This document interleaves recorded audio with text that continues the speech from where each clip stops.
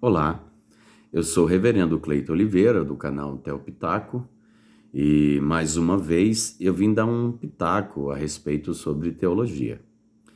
Hoje eu queria falar sobre um assunto que realmente gera muita dúvida mesmo, e às vezes dúvidas até honestas, né? E essas dúvidas, elas sendo tiradas, ela amplifica o nível de conhecimento que nós temos acerca das Escrituras e desmistifica algumas coisas que parecem não fazer muito sentido.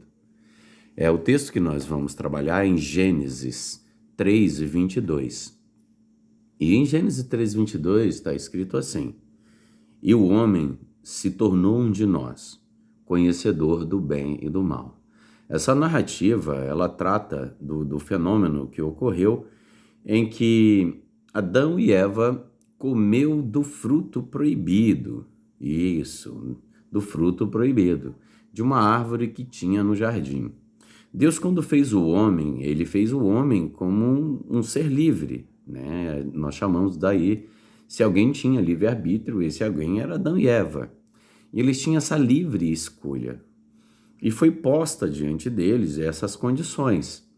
Mas o que me chama mais atenção, e a discussão ela é bem ampla, nós não vamos entrar no mérito.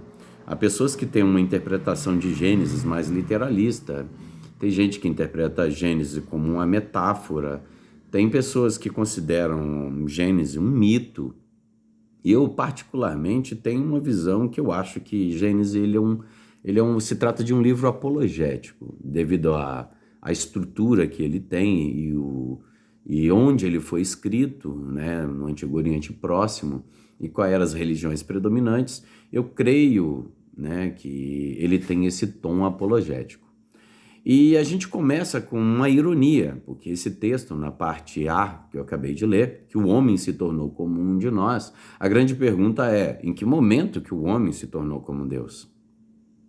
Hoje, com a mente mais cientificizada, né, com esse rigor científico, as pessoas consideram que a ciência seria, na verdade, o conhecimento do bem e do mal. Não, gente, não. A ciência, ela é uma ferramenta para que nós possamos contemplar Deus e a sua grande e magnitude presença. Isso que a gente chama de graça imanente, né?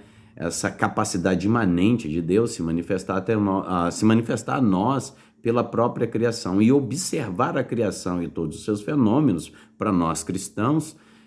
Na verdade, é saber um pouco mais da manifestação de Deus no que tange a nossa realidade.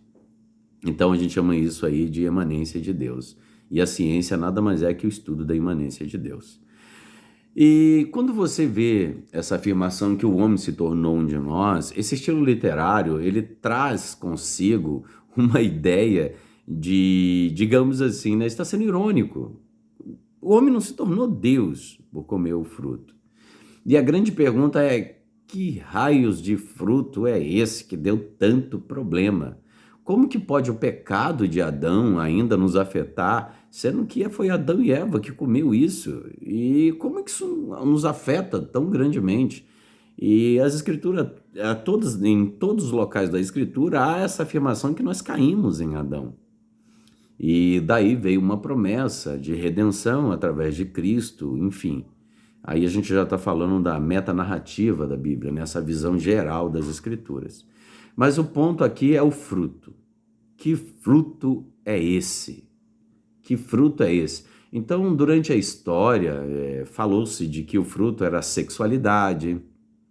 Em algum período da história falou que o fruto era a ciência.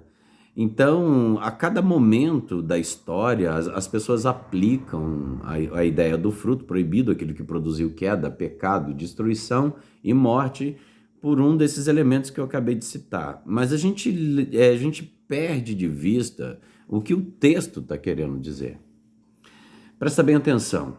O que é o fruto? O fruto, Deus deu uma ordem explícita, clara e objetiva. Ele disse: não coma do fruto, porque no dia que você comer, certamente você morrerá.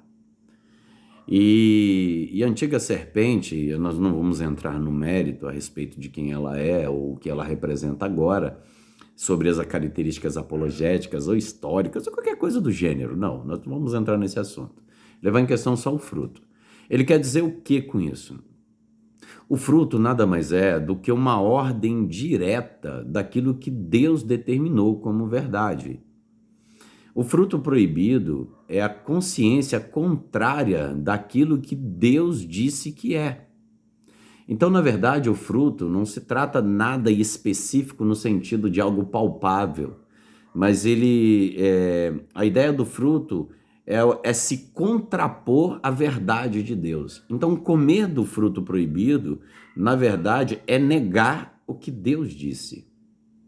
E a partir do momento que você nega o que Deus disse, você passa a ser um Deus. Por quê? Porque as suas ideias, você já não é mais direcionado por um Deus. Você não é mais direcionado por sua majestade, a sua sabedoria, o seu conhecimento. Você é direcionado pelas suas próprias ideias. Então, de certa forma, você se torna Deus de si mesmo. Porque quando você desconsidera aquilo que Deus disse que é a verdade, automaticamente você constrói um Deus para si mesmo. Então, o fruto proibido é a negação da verdade de Deus. Deus disse que o homem faça isso. E o homem disse, não, mas não tem um jeito de eu dizer isso. Ah, mas eu posso fazer desse jeito. Automaticamente, o fruto disso, o fruto daquilo da sua negação de Deus, produz queda e produz pecado, porque Deus disse que é. Então ele é soberano, ele conhece todas as coisas, passado, presente e futuro. Ele é o ser que controla, sustenta toda a realidade, todo o universo. E a partir do momento que você desconsidera que ele disse que é verdade e você faz a sua verdade acima da de Deus, logo você se torna Deus. Então o fruto proibido é a negação da verdade de Deus. Por isso que cada um de nós, quando negamos a verdade que Deus disse, automaticamente geramos esse fruto do conhecimento do bem e do mal. Agora, não é Deus que rege mais as nossas vidas. Quem rege as nossas vidas é a nossa própria consciência. Sendo você o autor de suas próprias ações, você direciona toda a tua vida, logo a tua vida toda está nas tuas mãos. E o resultado disso é gerar morte, é gerar pecado. Porque pecado, numa concepção mais geral, é errar o alvo. Mas quem estabeleceu o alvo foi Deus. E a partir do momento em que você desconsidera tudo aquilo que Deus diz, você cai novamente no mesmo pecado original. Então isso já traz a resposta que eu disse anteriormente. Como que nós pecamos à semelhança de Adão, como o próprio apóstolo Paulo diz? Como que nós pecamos em semelhança àquilo que aconteceu no Éden? Toda vez que Deus diz, isso é verdade, você diz, não, não é bem assim. Então nós pecamos à semelhança de Adão e comemos do fruto. E nesse momento não somos nós que somos tirados não é Deus que nos tira do paraíso. Somos nós mesmos, como rebeldes, saímos do paraíso estabelecido por Deus. O paraíso ele é um ambiente controlado por Deus, onde que todos os fenômenos, todas as coisas que acontecem, todas as benesses, tudo aquilo que é bom, ele é gerado do próprio Deus. Então, a nossa vida se torna um paraíso quando nós aceitamos as verdades de Deus. Você pode lutar contra isso, mas toda vez que você luta contra isso, você come do fruto proibido. Porque o fruto é a negação da verdade de Deus. Deus disse você diz, não é bem assim. Ah, mas acho que não tem nenhum problema nisso. Então, negar a Deus é comer do fruto proibido. E essa herança maldita, ela foi passada a cada um de nós. Quando nós lemos e entendemos as Escrituras e observamos as suas verdades, e nós negamos essas verdades, automaticamente nós nos tornamos como Adão e Eva. Então, o fruto do nosso trabalho é mais penoso. Ter filhos será dor. Por quê? Porque você tem outras concepções, não a que Deus te deu. Então a mulher vê hoje em dia como um problema. E quando faz aquela afirmação no Éden, e o homem, ele vai trabalhar do suor do seu trabalho. É isso que acontece. O trabalho é mais penoso, é mais dificultoso quando nós não observamos as leis de Deus e nós tentamos agir conforme a nossa vontade. Então, irmãos, em resumo, pecar do fruto, pecar e comer do fruto é contrariar aquilo que Deus diz. E toda vez que nós fazemos isso, nós somos lançados fora do paraíso. Esse é o canal Theo Pitaco. Mais uma vez, um pitaco a respeito de assuntos teológicos.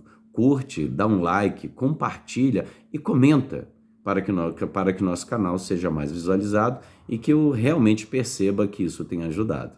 Um forte abraço a todos e até a próxima.